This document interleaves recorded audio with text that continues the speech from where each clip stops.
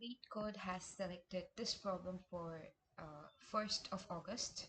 So, yeah, have you ever tried counting the number of senior citizens? Well, not me, but LeetCode wants me to do it, so I will.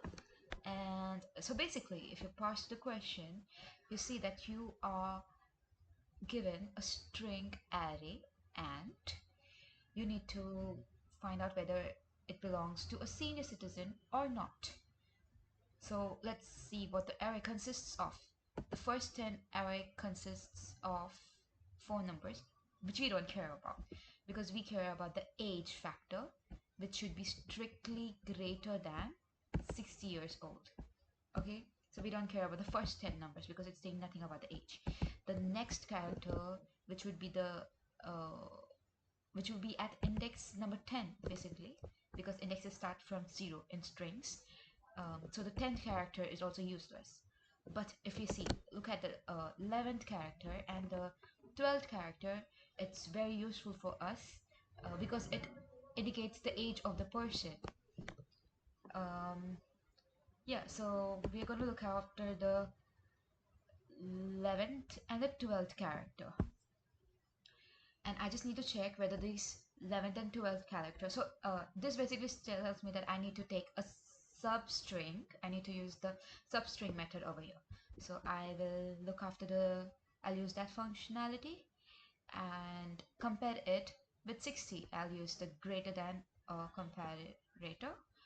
I'll just see if the substring 11 at 11 and 12 is greater than 60. If it is, then I will increase the number of count. If it's not, then I will iterate to the next index in the array. Okay, so what's the first thing? The first thing is to initialize a counter. So a counter is going to be of the int variable. So int count is equal to 0. Very basic. Next, I need to iterate through my array.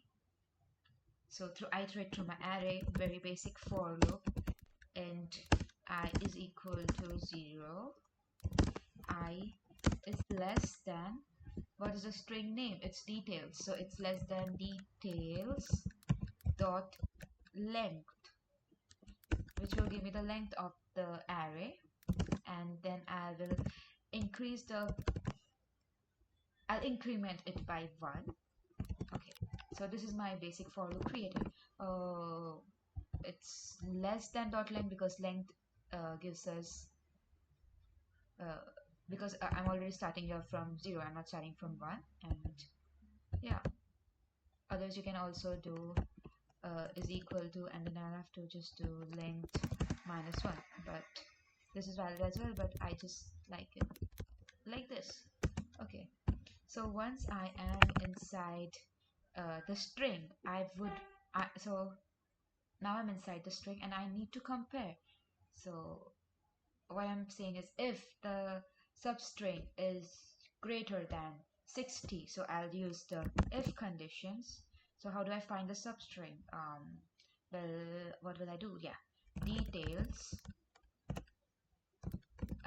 at ith index. So it's basically if it's equal to 0 in the when the loop runs for the first time, the for loop, it will be at this index. When it runs for the second time, it will be at this position. When it runs for the third time, it will be at this. This is when I is equal to 0, 1 and 2. Okay, so details I dot substring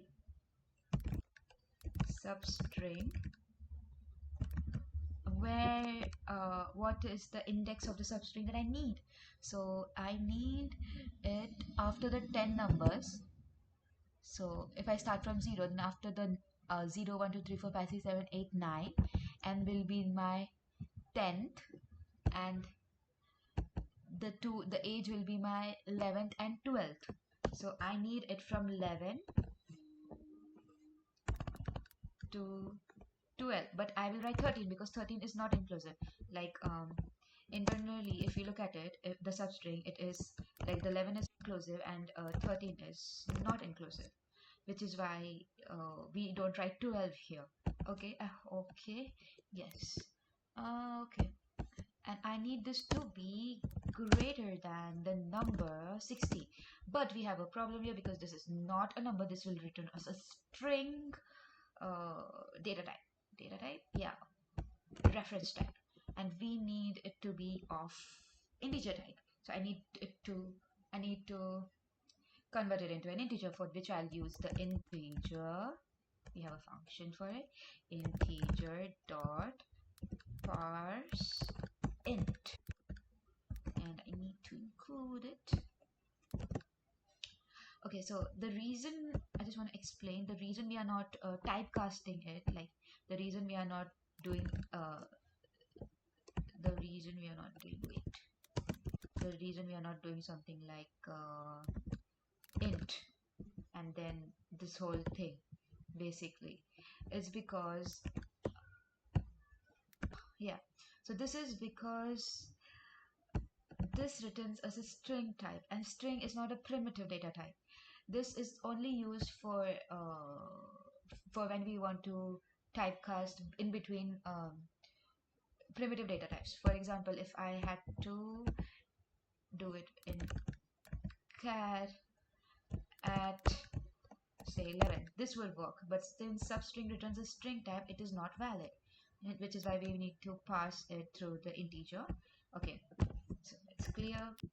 Now if integer substring is greater than 60, what do I need to do? I need to increase the counter. So my previous counter was set to 0, so I need to add 1 in it. How will I add 1 in it? Just by increasing it. So I'll just say count is equal to whatever the value of count was before, just add 1 in it. Yep. Why is it so inside?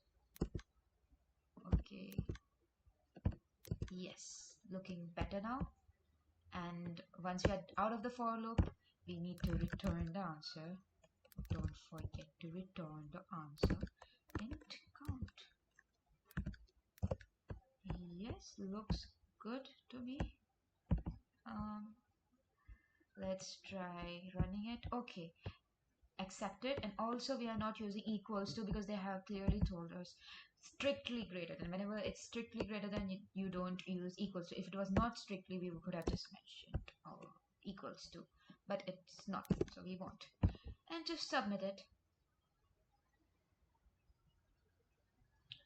and our solution is accepted.